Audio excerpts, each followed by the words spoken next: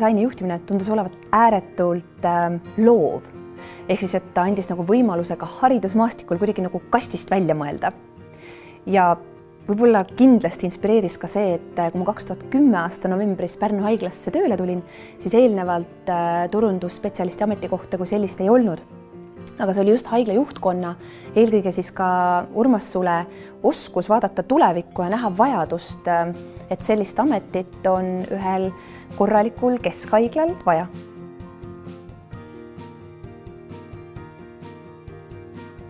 Kõige väärtuslikumaks pean eelkõige praktikute kaasamist, sest et nende kogemused ja nägemus sellest teenuse disainist tervikuna oli väga inspireeriv.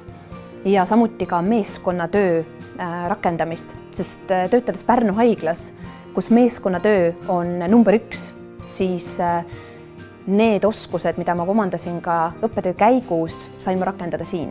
Pärnu inspireeris samamoodi looma ka oma ettevõtet, milleks andis väga korraliku tõuke loomulikult õppimine teenuste disaini ja juhtimise õppekaval.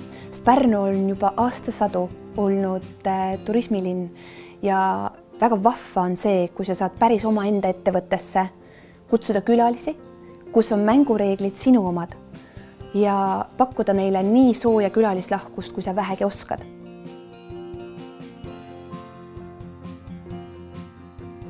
Kindlasti julgustan sellele õppekavale tulema neid inimesi, kes tahavad, aga võib-olla veel ei julge teistest erineda ja alustada midagi päris enda oma või täiendada midagi, mida nad juba teevad.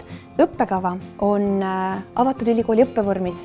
See loob suurepärase võimaluse ennast täiendada ja omandada kõrgharidus.